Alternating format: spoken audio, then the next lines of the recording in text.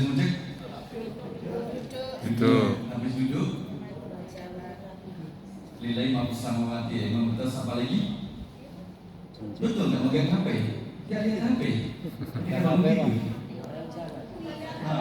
Siapa bapak-bapak yang kalau tidur menggenggam jari jempolnya disembunyikan? Ada nggak yang kemudian ketika tidur jari jempolnya disembunyikan? Ya, khawatir kalau HP-nya dibuka sampai isinya menggunakan jari jempolnya.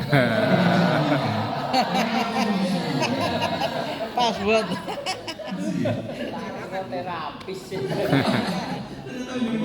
Terus Rasul ketika bangun tidur memang kemudian berdoa dan mengusap mukanya. paketane. Kemudian terus baru berjalan mengambil wudhu. Dan Rasul seumur hidupnya tidak pernah memegang HP. Jadi kalau dengan pegang HP banyak seperti Rasul kan. Iya, kemudian kita lihat di sini bangun tidur. Saya berdiri semua. Fakana Nabi sallallahu alaihi wasallam awwalu ma yaf'alu idza stayqadha min nawmihi wa huwa alladhi tanamu 'ainuhu wa la tanamu qalbuhu. Jadi Rasul itu yang tidur adalah matanya, hatinya tetap terjaga. Jadi pernah melakukan itu? Pernah coba nggak? Saya pernah mencoba, sekalipun tidak bisa, tapi mencoba. Jadi bagaimana kemudian setelah berdoa hati tetap berzikir, zikir, mata terpejam. Ternyata hati kita ikut terpejam. Ternyata Rasul tidak ya, Rasul itu kemudian tidak kemudian tidak lalai hatinya, tetap berzikir kepada Allah. Coba nanti misalkan kita coba lagi, mata mungkin lelah, kemudian tetap berzikir, hatinya berzikir dalam hati, nanti lebih tenang. Sebagaimana kalau kita membaca Quran, apa yang dirasakan? Ngantuk. Kita baru baca Quran ngantuk itu. Kemudian alam yazkurullah azza wa jalla wa yahmiduhu. Wa kana sallallahu alaihi wasallam yaqul alhamdulillahilladzi afani fi jasadi wa radda alayya ruhi wa adina li bi dzikri. Segala puji bagi Allah yang telah memberi kesehatan, mengampuni aku, memberi kesehatan fi jasadi pada jasadku, wa radda alayya ruhi dan mengembalikan ruhku, dikembalikan ruhnya, wa adina li bi dzikrihi dan mengizinkan aku untuk mengingatnya. Termasuk juga tadi alhamdulillahilladzi ahyana ba'dama amatana wa ilaihin nusyur. Jadi itu atau cukup dengan alhamdulillah. Mau dipraktikkan silakan tidur dulu, bangun dan terus bilang alhamdulillah. Tidur dulu terus tadi salat tahajud. Pernah nggak salat tahajud? Rasul salat tahajud di pagi hari. Pernah. Salat tahajud itu malam hari atau di pagi hari? Malam sebelum subuh. Tapi Rasul itu pernah salat tahajud di pagi hari. Di dalam fikih sunnah jilid yang pertama bab tentang salat, saya sampai menulis Rasul pernah salat tahajud di pagi hari di saat beliau terlupa. Itu kemudian harus dilaksanakan di pagi hari saat ingat. Boleh. Sekarang kita boleh. Dengan catatan kita sudah setiap malam melakukan itu. Jadi baik salat 11 rakaat tahajud. Mana ada tahajud pagi? Nah, seperti itu. Harus terus-menerus dan satu malam itu lupa kemudian dilaksanakan di pagi hari. Itu ditulis oleh saya sendiri. Jadi kemudian berdoa. Oleh karena itulah kemudian di sini, ya Rasulullah, amma ghafarallahu laka ma taqaddama min dzambika wa ma ta'akhkhar. Ini kemudian dari mana kata-kata Aisyah sampai di sana. Rasul ketika sudah bangun, dia kan selalu berzikir kepada Allah dan mengingat Allah sampai Rasul, apa yang kau lakukan Rasul? Engkau kan sudah diampuni dosa-dosa sudah melampau yang datang itu sudah diampuni oleh Allah. Kenapa masih mau minta ampunan kepada Allah? Afala akunu 'abdan syakura. Apakah aku tidak boleh menjadi hamba yang bersyukur? Jadi nanti dapat THR, sudah dapat THR, kemudian bersyukur. Sudah dapat parcel? Oh, alhamdulillah, sudah dapat semuanya. Tapi belum didapatkan. Alhamdulillah. Kita lagi mau proses satu ya. Sebab laki-laki terbatas memang. Saya tidak tahu ya, kenapa kemudian laki-laki kemudian banyak pertimbangan mau menikah ya? Betul. Pertimbangan apa? Enak-enak saja kan, nikah itu kan banyak kado. Nah, ya nggak apa-apa. Di sini itu adalah tanda-tanda kehidupan. Enak kok, di mana kita enak.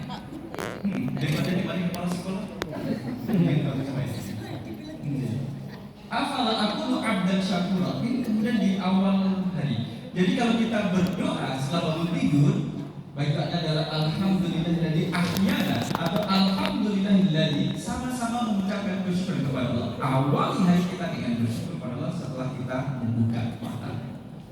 Dan orang yang kemudian tertidur, Bapak Ibu, dalam keadaan berwudu itu didoakan oleh malaikat selama tidak batal wudunya dan selama tidak bangun. Tapi kalau sudah bangun membuka mata, itu doa malaikat terputus. Atau kemudian mohon maaf, di dalam tidurnya dia kentut. Bisa nggak orang tidur dan buang angin? Bisa. Ketika tidur, itu buang angin. Namanya buang angin kan, itu kan buang angin. Kalau lewat atas, kalau lewat bawah namanya kentut. Itu bisa, maka terputus doa malaikat. Itu. Cuma kita kan jarang yang bisa, cuma baunya, dan dia tidak merasa bersalah. Itu biasa.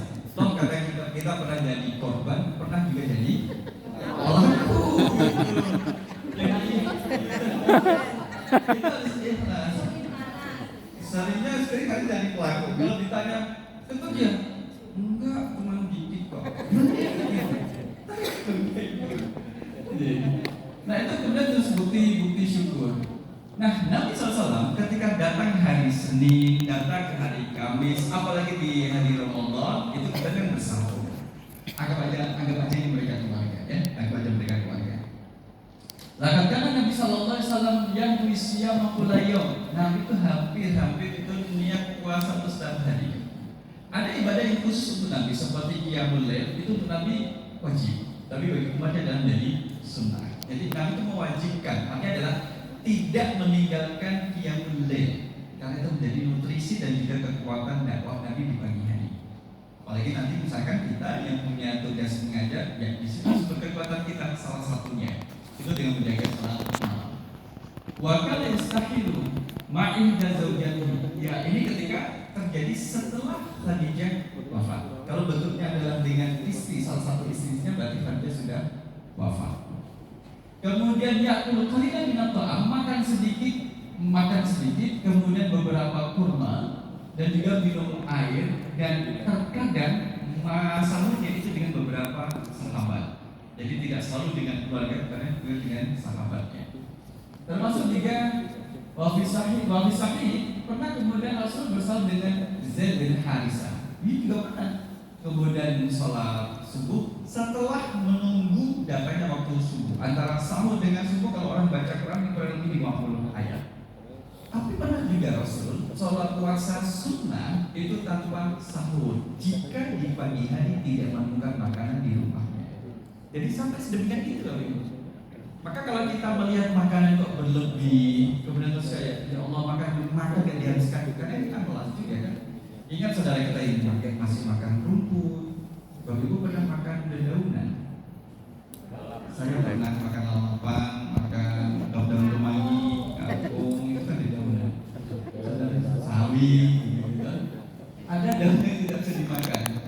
Daun bintun. So tidak loh. Ada 3 hal yang tidak bisa dilakukan oleh manusia. Satu adalah mencium sikunya.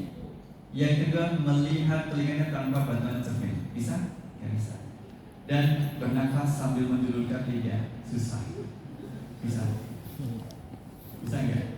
Bernafas sambil menjulurkan lidah. Kiwi. Jangan ditirukan. Maka ketika Rasul sudah masuk waktu fajar, kemudian setelah berjamaah dengan para sahabat, wa yadhillu Rasulullah sallallahu alaihi wasallam qa'iman baina yaday rabbih, pasti juga berdoa kepada Allah. Kan belum ada pekerjaan di waktu sebelum subuh. Yazkuru, berzikir, beristighfar, dan kemudian memohon kepada Allah dan memikirkan ciptaan langit dan bumi, itu memikirkan. Bapak Ibu tahu, innallaha la yastahi ay yadriba mathalan ba'udah, nyamuk betina. Pernah lihat? Nyamuk betina ini. Nyamuk betina Bapak-bapak. Nah, dalam Al-Baqarah ini adalah nyamuk betina itu memiliki keistimewaan. Dia memiliki 3 buah jantung. Dia memiliki 6 buah pisau. Jadi nyamuk itu punya pisau dan punya 48 gigi. Kita itu ditusuk nyamuk atau digigit nyamuk? Tusuk. Ditusuk apa digigit? Digigit. Bapak-bapak menggigit apa menusuk? Menusuk. Dia punya 48 gigi gitu tadi. Malah Dan lucu. yang dua pincel itu memiliki tugas untuk merobek kulit kita sebelum kemudian dia memasukkan Jarum. belahnya untuk menyedot darah. Dan dia memiliki alat detektor untuk mencari mana yang kemudian kulit manusia mana yang bukan. Sama-sama coklat bisa membedakan dari panas. Kemudian memilih darah terbaik yang dimiliki oleh manusia.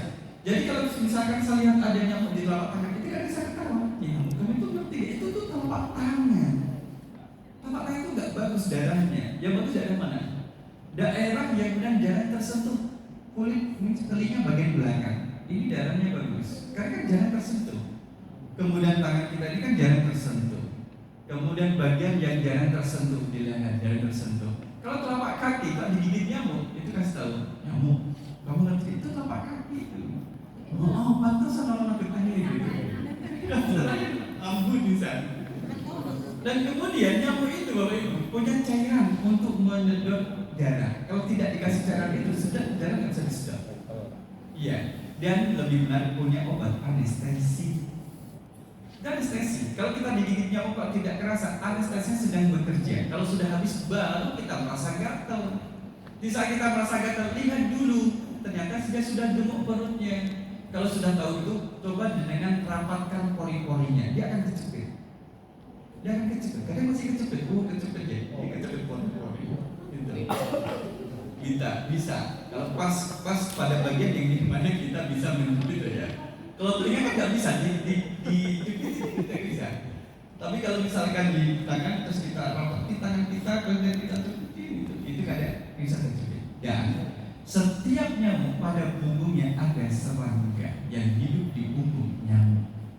Tinggalkan apa yang paling kecil? Ada yang paling kecil? Mana? Bukan. Bakteri. Tengu yang tengunan itu mungkin lebih kecil. Tengu itu lebih kecil. Tengune anaknya tengu gitu ya. Saya senang bonggol. Saya pada bawah ini. Hati terjaga tapi mata terpejam. Maka karena mu'aini walayana muqalbi, matanya tidur tapi hatinya tetap terjaga. Karena mu'aini mataku tidur, kemudian walayana muqalbi hatiku tidak tertidur. Ini sabda Nabi sallallahu alaihi wasallam. Karena yang namu awalahu, Rasul kalau tidur itu lebih awal sehingga jarang masuk itu begadang. Bagaimana kata pengaji? Begadang. Wa yaqumu akhilahu dan kemudian lebih awal. Fa yusalli summa yarji'u ila firashihi. Salat kemudian balik lagi ke tempat tidurnya. Fa idza adzana al-mu'adzin wa sabat. Kalau sudah dengan adan yang pertama yang masih ada dua adan. Adan yang maktum, kemudian adannya bilal. Kalau maktum adalah adan yang pertama, kalau bilal adalah adan yang kedua. Maka kalau ada yang bilang bahwa kenapa kebalik ya? Maktum dulu atau bilal dulu adannya? Maktum dulu, karena setelah adanya maktum, Rasul itu masih bisa kemudian makan sahur sampai orang baca 50 ayat baru nanti bilal itu azan dan itu jadi fajar shadiq. Kalau kita sholat subuh, fa'ikan nabi hajat dan salat. Kalau subuhnya hajat itu baru mandi. Kalau sedang berhadas besar baru mandi. Wa illa tawaddu'a wa kharaja. Kalau tidak ada hadas besar, maka terus berwudu dan keluar rumah. Itu. Bapak-bapak di rumah ada hadas? Ada Pak? Hadas ada. Oh, hadas. Keluar rumah, ketika keluar rumah, bismillah tawakkaltu 'ala Allah wala haula wala quwata illa billah. Kita tidak meremehkan doa ini. Ada satu keterangan hadis menyebutkan ketika setan jin tidak berani menggoda orang yang keluar rumah berdoa dengan doa ini. Bismillah tawakkaltu. Kenapa kamu tidak mudah dia? Bagaimana saya menggoda orang yang dia sendiri sudah mendapatkan perlindungan dari Allah? Ini nggak berani. Sejahat-jahatnya setan, jin, Bapak Ibu, itu masih takut kepada Allah. Inni akhafullaha rabbal alamin. Ketika dia sudah mengatakan kepada manusia, kufurlah kamu, kemudian ditinggal. Kenapa kau meninggalkan aku, wahai setan? Inni akhafullaha rabbal alamin. Saya takut kepada Allah Tuhan semesta alam. Itu masih takut. Itu. Nah, manusia lebih parah daripada itu. Apalagi kemudian ini. Tipu daya setan kuat atau lemah, Bapak-bapak? Kuat. Tipu daya perempuan kuat atau lemah? Kuat. Lebih kuat. Inna kaida kunna azim. Kayak kisah Zulaikha itu. Jadi tipu daya setan itu lemah, dhaifah. Tapi tipu daya perempuan itu adalah kuat. Bagaimana kalau setannya perempuan? Lebih kuat. Laki-laki namanya kuat, perilakunya kuat juga. Ini kemudian juga ketika ulama Bismillah tawakkaltu ala Allah, Allahumma inni a'udzubika an adilla wa udalla. Berlindung kepada Allah dari perbuatan menyesatkan dan disesatkan. Jangan sampai ya Allah keluarnya saya dari rumah ini menyesatkan orang lain, dan jangan sampai ada orang lain yang menyesatkan saya. Wala azilla an uzil, kemudian menggelincirkan orang dan tergelincirkan. Wa atlima an uzlam, menzalimi orang lain atau terzalimi oleh orang lain. Au ajhala au yujhal alaih, berbuat bodoh atau dibodohi. Ya kan tetap minta perlindungan kepada Allah SWT. Terus gitu. Pernah membaca doa ini? Nah, nanti dibagi. Oke. Pagi harinya, jadi dari bangun tidur sepertiga malam terakhir sudah kita memotret, termasuk juga yang belum kita sampaikan adalah bagaimana Rasul itu membangunkan keluarganya. Apalagi kalau sudah 10 hari terakhir, ya. Jangan diganggu beristirahat. Kemudian juga kemudian setelah itu Jangan diganggu di kamuan. biar beristirahat. Jadi Rasul membangunkan keluarganya. Termasuk juga Rasul itu kan sudah berpesan kepada kita. Kalau anak kita sudah balik, tidurnya itu pisah dengan orang tuanya. Bahkan kemudian kalau sudah 7 tahun, 10 tahun, tidurnya pisah lah dengan orang tuanya. Dan mereka sendiri juga dipisah gitu, untuk menjaga kedewasaan dan juga mengajarkan privasi. Mari kita lihat paginya Nabi SAW mengawali dengan salat berjamaah. Fa'idha dakhala al-masjid amara Bilalan bi iqamatis shalah. Kalau sudah masuk masjid, Bilal qumis shalah, memandangkan iqamah untuk sholat. Kemudian Rasul merapikan shaf dari kaum muslimin dan Rasul menjadi imam. Imam itu di depan atau di belakang? Ibu? Di depan. Pernah lihat imam di belakang? Pernah kan? Imam Siddhartha? Imam Samudra. Imam Siddhartha di belakang jenazah. Imam Samudra. Kalau di depan sih gimana? Imam Suryansah kalau sholat kadang di belakang. Imam Istaini, Imam Bagio, Imam Mawi, sebagainya. Apalagi Imam Mas'ud, ya, Imam Mas'ud. Dari kita Bapak Ibu boleh ngantuk, tapi ada satu orang yang tidak boleh ngantuk ini. Kenapa malunya kalau dilihat banyak orang yang ngantuk? Tidak lagi gitu. Kamu fase. Kita kasih dulu izin untuk ngantuk saja. Jadi kemudian Rasul sholat berjamaah. Dan kemudian Rasul ini wayatullah hatta tamur syamsu, dan berada di tempat sholatnya sampai matahari terbit, yang kemudian kita kenal dengan surat syuruk, surat isyraq, kemudian terus nanti baru keluar dari masjid. Jadi selesai sholat kemudian Rasul berzikir, ya ada urutan zikirnya, atau kemudian membaca beberapa bacaan doa. Rasul SAW memerintahkan kepada Uqbah bin Amir, amarani Rasulullah SAW an aqrabil mu'awwidzatin fi duburi kulli sholatin. Rasul memerintahkan aku untuk membaca 3 surah namanya mu'awwidzat. Apa yang pertama? Al-Ikhlas. Yang kedua Al-Falaq. Yang ketiga An-Nas. Itu dibaca setiap selesai sholat. Itu Rasul membacakan itu.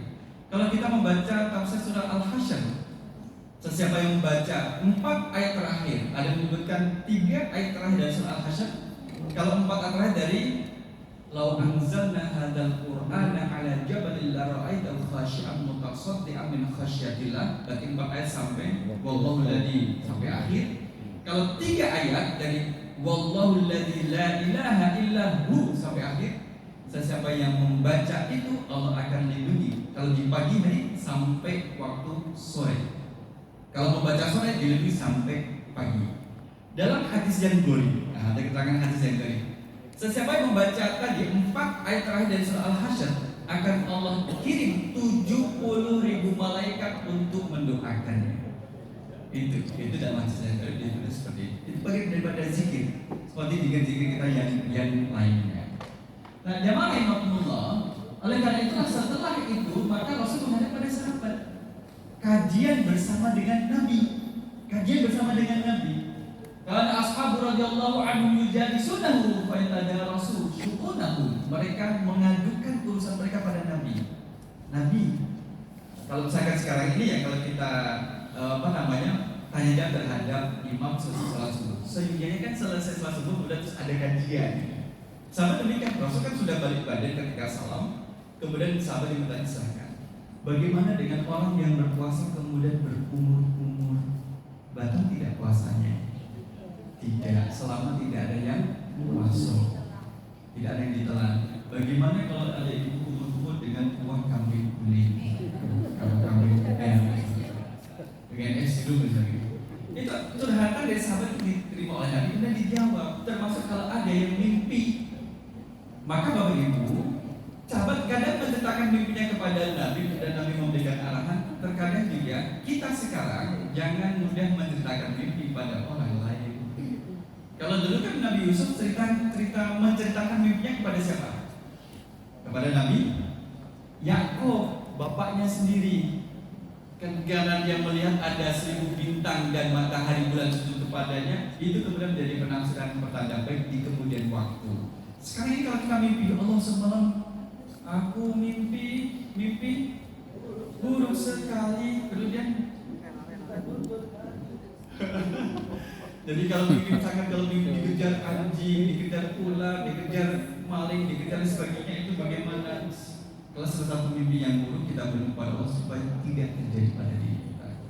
Kalau misalkan itu adalah mimpi yang baik, ya berdoa kemudian itu bisa terwujud pada diri kita. Ada ulama mengatakan kalau mimpi buruk kemudian kita terbang, berudahlah ke arah kiri. Tapi lihat kan istrinya di sebelah kiri. Aduh, dia apa ini kok ya? Oh, kayaknya hujan mah dari atas, dari atas. Nah, wa yuhadditsunahu. Rasul berceramah kepada sahabat dan sahabat juga cerita pada Rasul pada urusan dunia, penulisan agama, kemudian mengajarkan kepada sahabat dan urusan yang lainnya. Ya, oleh karena itulah kemudian semua urusan sudah disampaikan sahabat. Habis masa itu di depan Rasul karena terjawab.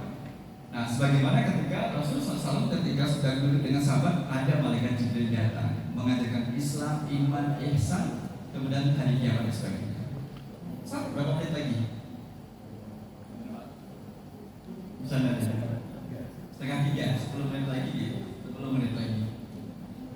Nah, ini ketika waktu duha bagaimana? Salat duha. Karena Rasulullah SAW yusolli duha arba'an wa yazidu masyaallah. Jadi Rasul satu hari itu 4 rakaat. Dalam fikih sunnah, Rasul itu menyebutkan salat duha itu minimal 2 rakaat. Boleh lebih, 2, bahkan sampai 12 rakaat. Boleh. Tapi kalau hadis ini lewat Imam Muslim itu Rasul melaksanakan 4. Tidak menutup kemungkinan juga lebih dari 4 atau kurang dari 4. Jadi jumlahnya adalah genap tidak ganjil. Kalau misalkan di Bapak Ibu, ada seseorang jam 7 masuk ke masjid sholat 2 rakaat. Sholat apakah itu? Sholat apa? Sholat apa ini? Kita sholat apa nih? Tahiyatul masjid, duha. Mungkin ya sholat subuh. Bisa jadi kembali pada niatnya. Kan biar nyamar-nyamari. Padahal dia mau sholat subuh, cuman kalau sholat di rumah ketahuan, maka ke masjid. Maka wakana yajlisu fil masjid yadhkurullah ta'ala hatta taqu asy-syamsu. Yang ini kemudian masjid mana mungkin masjid Bapak Ibu juga ya. Masjid Nurul Islam itu kemudian dididik tidak keluar dari masjid kecuali setelah syuruk. Berapa misalkan ranting di Pringgolayan, berarti Tato Tunggal itu demikian. Tapi diisi dengan kajian kemudian sampai menjelang suruk selesai kemudian sholat. Biasa ditambah dengan sarapan pagi. selamat pagi. Dengan foto ke situ, fotonya kelihatan bagus. Kemudian juga, kenapa demikian? Bayangkan di orang baca terus sama itu supaya dilakukan. Karena pahalanya itu seperti orang yang berhaji dan berumroh tamatan secara sempurna. Kesubuhan. Bagaimana kemudian saat berpuasa? Nabi dengan istrinya ketika berpuasa nih. Ketika Nabi berpuasa, pernah nggak Nabi itu mencium istrinya? Pernah. Bagaimana hukum seorang suami di siang hari mencium seorang istri? Enggak Enggak apa-apa. Kalau istri boleh, betul. Kalau bukan istrinya, Boleh. seorang istri. Kalau seorang istri boleh jadi istri orang lain. Tapi kalau istri yang sudah istrinya istri dia, tapi istri yang beberapa terserah. Tapi kemudian nasihatnya di sini hati-hati, karena Rasul termasuk orang yang kuat untuk menahan diri. Jadi mau menahan nafsu itu termasuk kuat. Ada yang mengatakan